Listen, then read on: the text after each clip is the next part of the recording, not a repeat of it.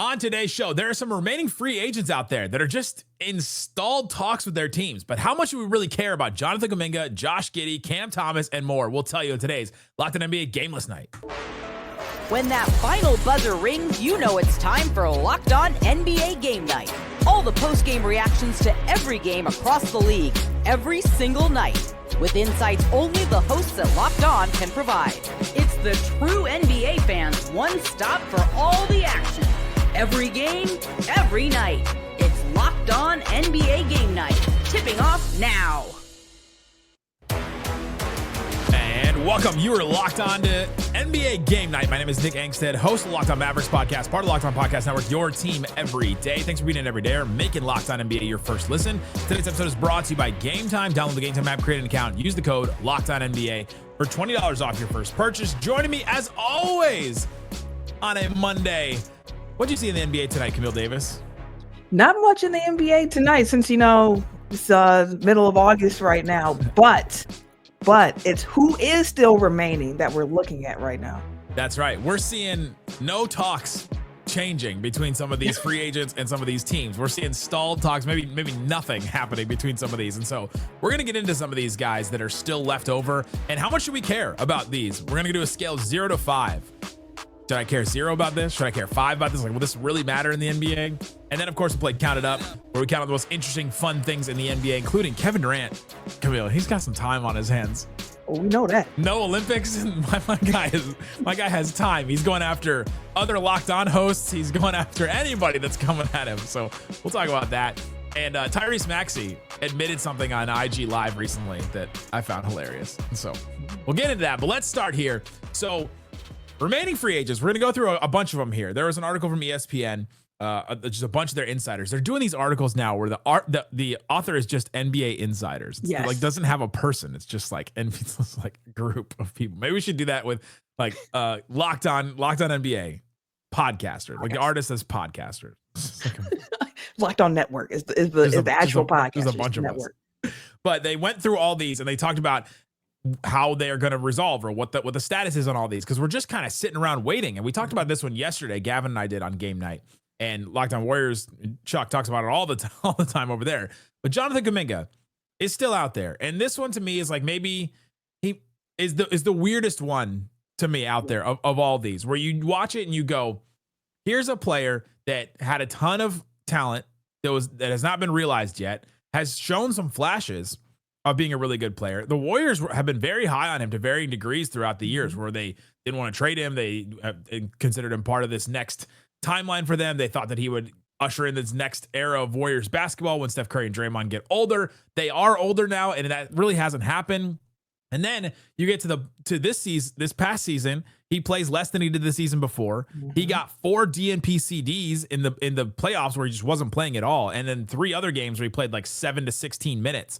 He's just not playing that much at all under Steve Kerr. And it's very obvious that Steve Kerr, the coach, just does not believe in the way Jonathan Kuminga plays or how he fits with his team or whatever, because they needed somebody desperately. Mm-hmm. Curry was out. They needed somebody to score. And that's when he finally, like, he had his hand was just like the cards had to be dealt for him. It's almost like fate came in and just pushed Steve Kerr and was like, hey, listen, you gotta play this guy. Like, he's right there. He's there. And Anthony Slater of ESPN said, Kuminga has indicated to those closest to him that the $7.9 million qualifying offer is now more appealing to him than the Warriors' current pitch. Something has to give before the October 1st deadline.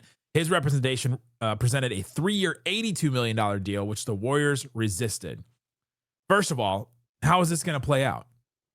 I think it's going to end with a qualifying offer, to be honest with you, at this point, because while it seems as if Kuminga is no longer really as interested in playing for the Warriors as well and looking for the amount of money that he wants, the Warriors seem to have no willingness to cross over the threshold that they've set of a price point for Kuminga. And on top of that, everything that I've read as well is saying that the Warriors want to continue to have financial flexibility, so they don't want to hard cap themselves in a situation where they do a sign and trade for Kuminga, and now they're hard capped at an apron. It's like, well, we wanted to be able to have flexibility when building out our roster, and now that's gone. We're hard capped a little bit in the sense if you hit that apron there. So it's a tough situation, and one I think that a qualifying offer, a 1-year qualifying offer is going to be the thing that happens in this situation. And then Kuminga will test free agency again next offseason, because I don't see either one of these two sides really getting what they want.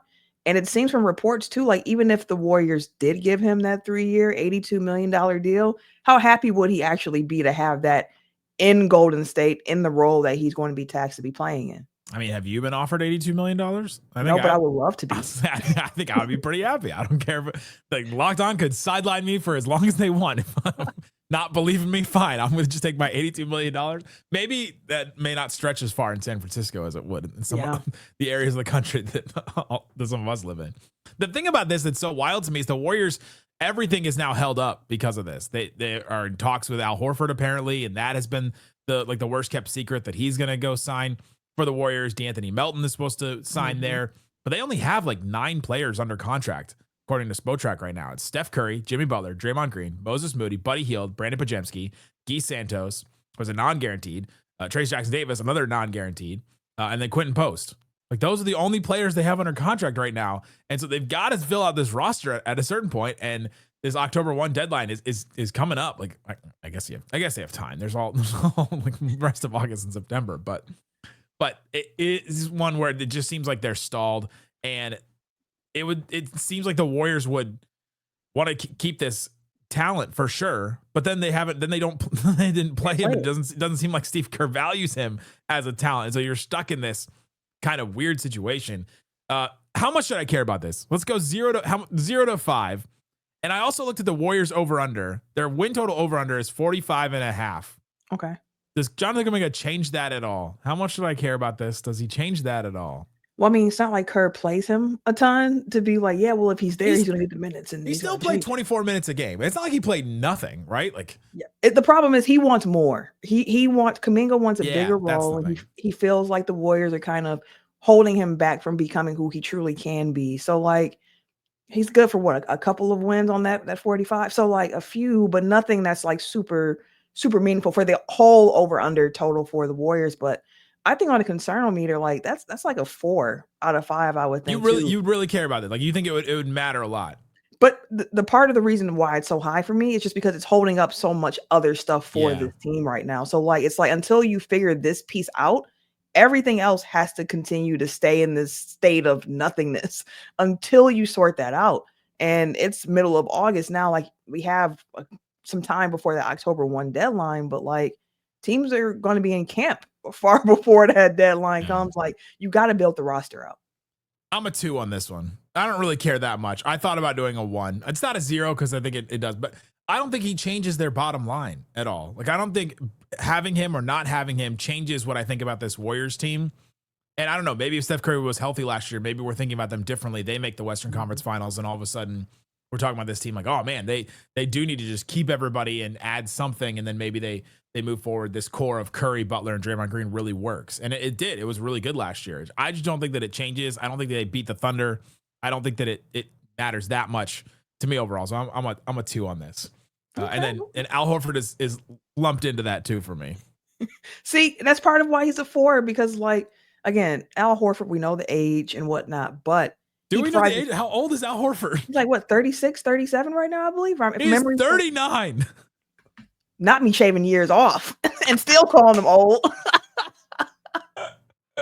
But, like, he's going to be able to give the Warriors what they need from the position, too. A stretch big that can play a little bit of defense, too, because this is a team, too, now, especially without Kevon Looney there. Like, they still have posts. Yeah. They have Trace. They still have Trace. So, like, there's some bigs there, but just to kind of shore up the rotation, too, and give them that spacer that they need on the floor as well, especially when playing lineups with Jimmy Butler and Draymond Green. Man, that is just going to be an old lineup. The Curry, Butler, Draymond, Horford. I don't know who else could they bring in. Who do they still have? I was looking at their cap holds recently. They still have David West cap hold. They still have Iguodala's cap hold. He's 42. Can we bring him back? Just for the year, like you got the hold already. Let's go. They still have this. Gary Payton II is he's 33, and that's another one that they have a cap hold for that maybe they've also been reportedly linked to. So maybe they'll bring him back. They probably should. 9 players on roster right now. They're gonna be trying to get somebody. They need somebody else in there. Coming up, let's talk about Josh Giddey, Cam Thomas, Quinn Grimes. How much do any of those guys matter the bottom line. These free agents that are still out there. We'll talk about that and more. Locked On NBA Game Night continues coming up next. Today's episode of Locked On NBA Game Night is brought to you by Game Time. Game Time has all kinds of stuff for you to go to: concerts, theater, shows, comedy, all kinds of things at Game Time. I use it a lot. I go to Dallas Wings games with it. NFL preseason is happening. Like this weekend, Saturday, there's a game at AT&T Stadium. Ravens at the Cowboys, and I can get in for $16. All right, sir, give me 1 second. Continue. Okay, $15. That's my fees even included. Oh, I can see my seat. That's a good seat. All right, feeling good about that one. Dang, that is really cheap on Game Time. Take a guess. We're buying tickets, concert tickets, and show tickets with Game Time. Download the Game Time app, create an account, and use the code LOCKEDONNBA for $20 off your first purchase. Would they give me $5 if I just done a $15 ticket to a Cowboys game and you give me $20 off my first purchase? Game Time, would you give me $5? Create an account, redeem the code LOCKEDONNBA for $20 off. Download Game Time today. Last minute tickets, lowest prices guaranteed. Thanks for hanging out with us on Locked On NBA Game Night, being part of this show, listening every day. We have a daily Locked On show that covers your favorite team. Go listen to Charlie Walter. He has 3 names to me. I call him Chuck. I think he calls himself Charlie on the show. And he's Charles like on the official like contracts and stuff. It's like See, some names like that are cool. I wish I had a name that provided more nicknames, but like it's pretty much just straight up. I don't really like many nickname variants of my name. So just you never went by like Camille or something? There have been people who've called me Cammy, and it just didn't seem to fit. You're not watching on YouTube. The face that Camille just made will tell you everything you need to know about whether she's been called Cammy before. Please don't. Or not Cam, like just, I don't know, Cam. Some in a joke sometimes. My 2K teammates call me Millie, but even my family was like, that's weird. Millie is interesting. The back end. No one should call you that. That's like if everybody called me Ick. Like they do. 10, Quentin Grimes is another restricted free agent, just like Jonathan Kuminga, who's still out there and still hanging out. His talks have stalled, and he wants a certain amount of money. Like it sounds like he wants like $20 million a year or something like that. It doesn't sound like the Sixers want to give him that. He had a crazy stretch for them after getting traded by the Mavericks over there, and I was expecting it fully. I was expecting him fully to go off because I did not like this trade. I really like Grimes as a player, but I got that the Mavericks didn't think they were going to sign him. Thought that they would be in the same situation that the Sixers are in. I get that, but you still keep the talent to me. He averaged about 22 points, 4.5 assists, shot 47%, 38% from 3, and over a 14-game stretch, he averaged 28 points a game. Like just was killing it over there. How much should we care about Quentin Grimes on the Sixers? Scale 0 to 5, same one. Shoot, with the way that injuries are already affecting some of the players that we thought would be the stalwarts of this team, they're going to need the scoring punch and all that Grimes can provide for them. So I'm going to go a solid 3.5 on that one for Quentin Grimes to Philly. I would have gone a little bit higher too, but they did just draft Edgecombe. They do have McCain. They do have Maxey. So like the guard room is stacked. But it's interesting to think about, like when the Sixers team came together last year, the thought was that you add Paul George as a final piece onto what you have with Embiid there and Maxey. And now it's feeling like we don't know what's going on with Embiid's knee. Paul George is out right now, should be ready for the season, but another injury on the books for Paul George. And like, this might be a Philly team that's going to have to actually depend on its guards even more. So like having Quentin Grimes would be a big win for them with everything else they have going on. See, I think you and I took this game differently. I think you took it, how much should it matter for that team? I'm taking it like nationally. How much should I care about this? I'm like a 1 on this one because I've totally written off the Sixers. I just like that's they're fair. Right. That's like fair. they're just like whatever they do, unless Edgecombe is really good right away. Quentin Grimes is the 28 point per game player that we saw, and all of a sudden you're like, oh my gosh, he's a fringe all-star. Maxey is an all-star. Then I don't think you're going to get enough games out of Paul George and Embiid for this team to be a viable, even kind of contender. And so, yeah, you want to see how, like, I think Grimes is 25 now. Like, you want to see how that guy can develop, and that would help a team like the Sixers, and that starting this new era for the Sixers, because it doesn't seem like the Embiid Paul George timeline is going to play out for them at all. Yeah, I would care about this if I'm a Sixers fan, or if I'm with, if I care about the Sixers. I just don't think they're gonna matter like on a national level to me. I think that's really fair though. And we talked about how like the East is so open. That's what you've heard all summer. It's an open East. And still the 76ers are the team where people are like, well, I still don't really see it. Like even with the East being open, it's like I still don't quite see it. And if they don't have Grimes, you have to squint even harder to try to find exactly how, when, where they do this. But again, like without Embiid, ultimately the ceiling's just not that high for this team as it's currently constructed. I'm trying to talk myself into it. Like, okay, what if Paul George is out? What if you get 60 games out of Paul George, 60 games out of Embiid? 60 games out of Embiid you take. Like you can still do something with that, but it depends on how he looks too in those 60 games. Which Embiid are you getting? We've seen stretches of Embiid where you go, that's just not him. Like that's not Embiid, or he wasn't that for like 5-10 games, and then he comes back to maybe his normal self, and then he's out again. Their over under is 41.5. That is about right where I have them in my brain. Yeah, that's about right. Josh Giddey is another restricted free agent, just kind of sitting there. Jamal Collier of ESPN said Giddey has been seeking a deal in the $30 million range annually, and the team hasn't agreed to that price. Bulls have benefited from holding out for a more team-friendly deal. Their over-under is 30.5. I care about this one a little bit more because I think it may set the market for certain players out there in a way that the Jonathan Kuminga one doesn't. And so I'm gonna go 3 on this one, even though the Bulls are maybe less relevant nationally than the Sixers. Yeah, I think I'm also like a 3 with this one too. I have a lot of questions still about what the future of the Chicago Bulls is. Like, what is the direction of this franchise? But they seem to like, the Kobe White, Josh Giddey backcourt idea. We've only got a small sample size of it last season, but like what more can you get out of it? With what we're seeing from Kobe White is real next to Josh Giddey. If you're getting the Josh Giddey you saw more so the second half of the season, where he was really hitting his stride as a playmaker, a scorer, and everything was really coming together for him. So like that's a good starting place to build from. So yeah, I think they got to figure out the Josh Giddey thing. So I'm probably about a 3 with that too. It'd be higher for them if I thought higher of the organization as a whole. I think I gave the Sixers one a little bit higher because expectations for the franchise are just a bit different, even with the injuries, than they have been for the Bulls. Here's some players that are making 30, let's say about 30 million next year. Should they be paid the same as Josh Giddey? Jalen Suggs, Manuel Quickley, Jordan Poole, Tyler Hero, DeJounte Murray, CJ McCollum, Andrew Wiggins, RJ Barrett making 27, Anthony Simons making 27. Like, I don't know. I kind of read some of these names and go, I think Josh Giddey may have a point like if he matters to that Bulls team. Yeah, I agree with you. As you're saying names, I'm like, yeah, if that's what they're getting to, like Giddey has an argument for that. But I wonder if that ends up being a compromise situation where they meet in the middle, where the Bulls been saying 20 a year annually. He's been wanting 30. Do they go 25? Maybe it's a shorter deal and then you come back to the table. We'll see.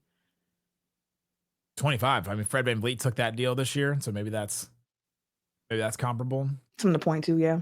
Boy, Kuzma is making 22. I'm looking 22. at that if I'm Josh Giddey, and I'm like, listen, better than that. Cam Thomas of the Nets is another one. Tim Bontemps to ESPN said, of the 4 prominent players in restricted free agency this summer, Thomas is most likely to be on his qualifying offer next season. The Nets have signed guys to 1-year deals with team options on the second year. Jake Fisher has reported that the Nets aren't motivated to offer Cam Thomas a long-term deal, likely taking the qualifying offer and hit unrestricted free agency next season. So something like that.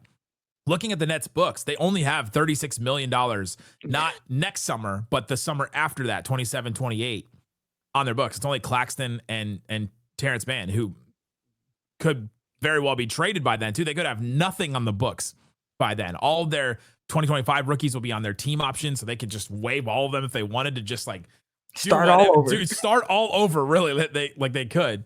Do we care about this one?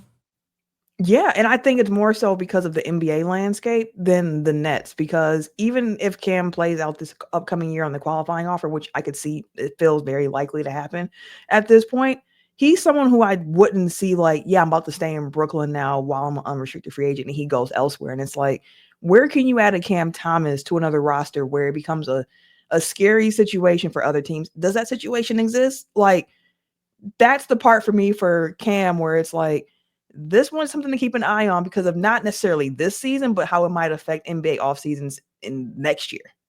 I know of a team that needs a scoring threat in a big way, especially a guard one that may potentially come off the bench.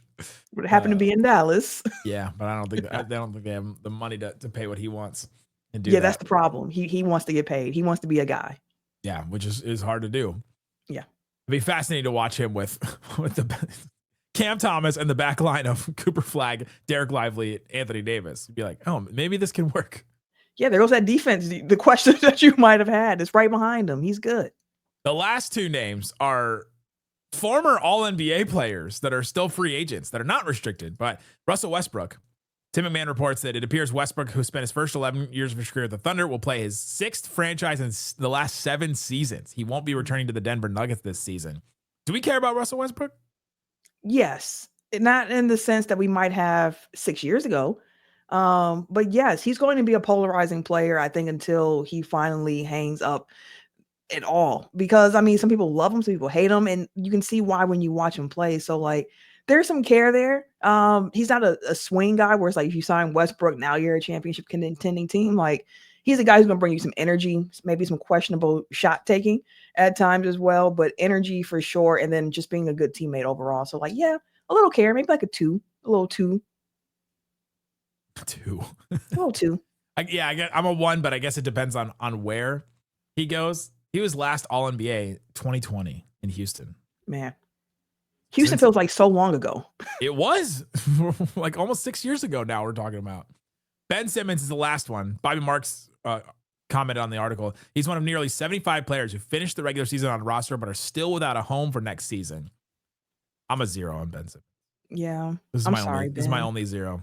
I think I'm gonna give him a 1. I'll give you a little 1 because I saw some potential with the Clippers of using him off the bench. Just kind of like a hybrid 5. big. Yeah, like I kind of like that role, but not enough to break my back to try to bring him on another team. Like it's the Ben Simmons story is sad a little bit of just how quickly it all fizzled out for him after that playoff series in Philly. Break my back is an unfortunate idiom that you just used for Ben. For Ben Simmons, you know what? You're right. Dealt with that issue. He did have a crazy 4-year run though. Rookie of the year, 3 All-Star appearances, All NBA 1 year, 2-time All Defense. It was 2nd and 4th in Defensive Player of the Year in that 4-year stretch, which is basically like the first 4 years of his career. Absolutely wild. Last thing here on this career salary game, Ben Simmons. How much? My guess? How much he made over his career? How much has he made in his career? $120 million. And you're like not even close. How much? $203 million. Another one where you need to see Camille's face and just actually. Woo. He got 1 max deal, and that basically paid for anything he wants. And he was drafted first overall, so he was making $6 million the first 3 years, $8 million the 4th year, and then 30, 33, 35, 37, 39. And last year the Clippers made $755,000. Dirt cheap. Man, I had to remember, that the contract he was traded to to Brooklyn was a whopper of a contract. So that makes sense. Wild. Coming up, Kevin Durant, speaking of Brooklyn, he's got some time on his hands, and he is going at anybody that comes at him, and Tyrese Maxey doesn't know how to use a can opener. Let's talk about that and more coming up. Locked in NBA Game Night continue. Big chicken, baby. I think a lot. I'm very smart. Take that for that. Count it up. Count it up. Count it up. Count it up. Count it up. It's Count It Up, where we count on the most interesting, fun things in the NBA. Kevin Durant has some time on his hands this week. He went at our Locked On Clippers host, Darian Baziri, recently. He has gone at Ben Garcia, our Locked On Suns host. He's gone at a bunch of people, just pretty much responding to anybody who calls him out on Twitter this week. One of the things he said this week was about the opening night matchup between the Thunder and the Rockets, what we talked about yesterday is hilarious to me because Kevin Durant will have to sit in OKC and watch them raise the banner and get their rings, their ring ceremony. And Kevin Durant said this, finally, it's been 10 years. About time they win one. LMAO. He also said about the Warriors, the time with the Warriors, that those Warriors fans, I scared them because them finals MVPs, they will never recover. They will never. Oh my God. They will never recover from me getting those finals MVPs. What's pettier, the NBA scheduling the Rockets for the ring ceremony for KD, or KD talking about the Warriors fans never recovering? Count it up. The KD talking to the fans, I think. The NBA said this is good for business. There's a story in here. You know, you can have a prior franchise great in the building when they get their championships. You can spend it that way. But he's talking about fans that were cheering for him, but then now they're not cheering for him. And now it's like, well, I know y'all still really mad because your boy didn't get all these MVPs that y'all want him to get in the finals, because that's me. It's all me. And that's crazy work. That's the ultimate like mercenary finals win then. For if he's gonna approach it like that, like they will never recover. Those people that are over there that I like have no connection to anymore. Like, woof. But they got to say his name forever because it's etched into their record book. So it's like, who gets the last laugh now? And that's why that one gets my petty vote, because KD knew what he was doing, and it's true. Even if they hate him forever, they're gonna have to point back to those championships and what he did to contribute to that run. Somebody in the NBA schedule maker's office though was just like, oh, we can really like stick it to Kate, like the picture of Kevin Durant, just like his video, like while they're getting their rings, it's gonna be so juicy. It's like, show all the history of the Thunder, you know, while you work up to that championship team, and let him see himself all young and disappointed because he didn't win the finals here. Yeah, go ahead, play that tape. Also, it's been 10 years. Like Kevin Durant, tell them why it took them 10 years to rebuild after you left them for nothing. Like, you don't want to talk about that part of it, but that's okay. I guess not. That's all right. Tyrese Maxey of the Philadelphia 76ers asked on his IG Live how to use a can opener this week so he could feed his dogs. He said his chef was not at home, and his chef normally helps him and feeds his dogs for him. And he was sitting there with the can opener and a can on IG Live asking about how to use it. And he like literally tried to use it and could not get the can open. My question is, Count it up. More relatable or sad that he didn't know how to use a can opener? It's a little sad.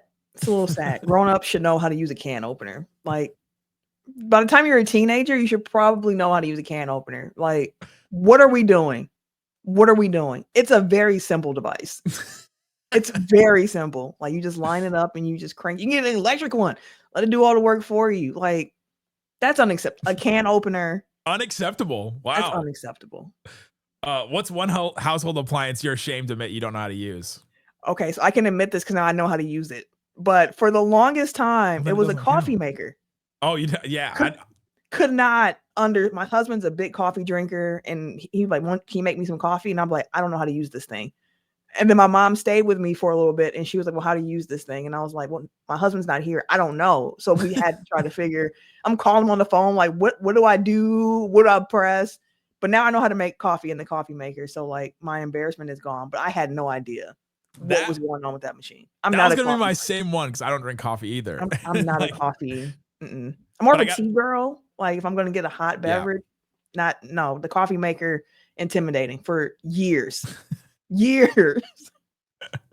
When my parents came and visited recently, and I just got a Keurig. It's like, I'm just gonna buy. You put the pot in, you put it down. I can hit the button. That's it. And now I've made coffee for them. Like, great. Mine is, I don't know how to use like a weed whacker or like anything like how does it? I don't know how it works. I guess you just pull the trigger, but trigger.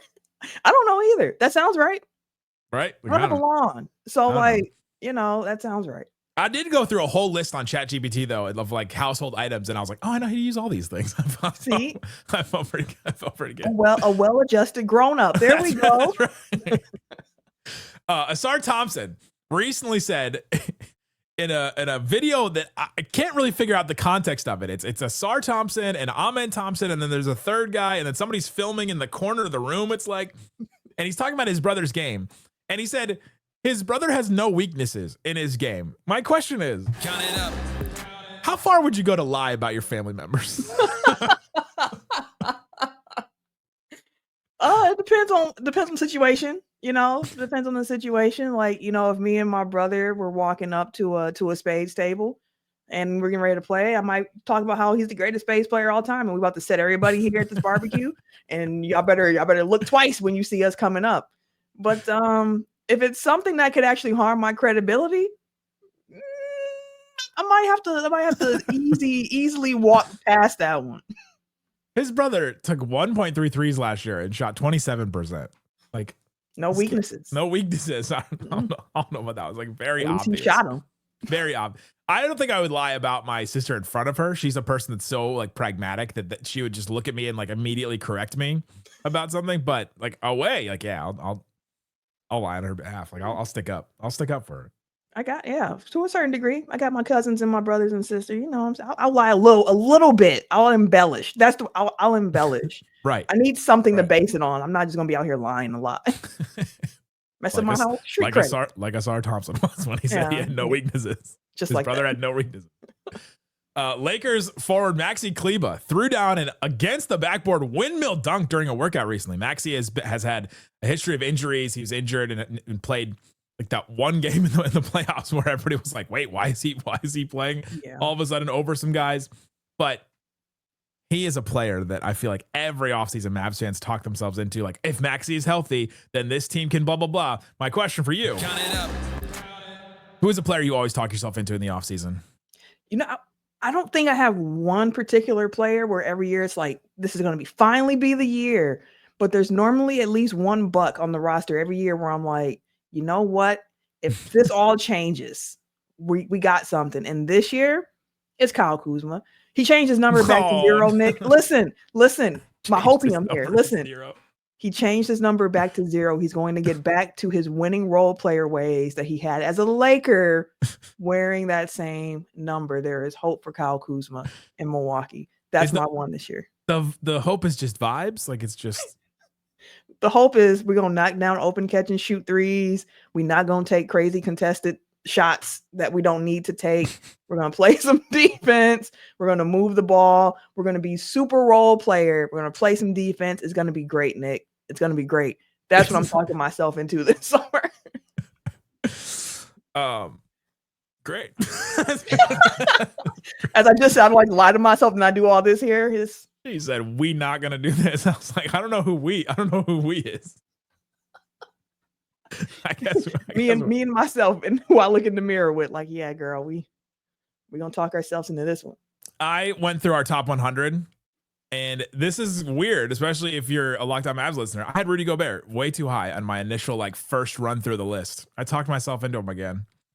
Also Zach LaVine. I talk myself into Zach LaVine every year too, where I'm like, should be on better teams than he's been on in his career. Out of curiosity, how high did you have Gobert initially? I had him like in the low 30s. So I was like, defensive play, like he's giving you a floor. And then I think I landed on, where did I land on? 53. I landed on 53. That's more in the range. Okay. That's around where I had him. Draymond will be happy I put him one spot below Draymond. I had Draymond at 52. The victories that Draymond would take victory in that. He would. It's got him one spot above. Let us know in the comment section on YouTube or wherever else on social, Locked On NBA. You can go let us know who you always talk yourself into in the offseason. We also have great shows, Locked On Bucks with Camille and Justin, Locked On Mavs with me and Isaac. Great stuff all the time over there. Listen to Locked On NBA Daily with Hayes, Matt, and Doug. Boom.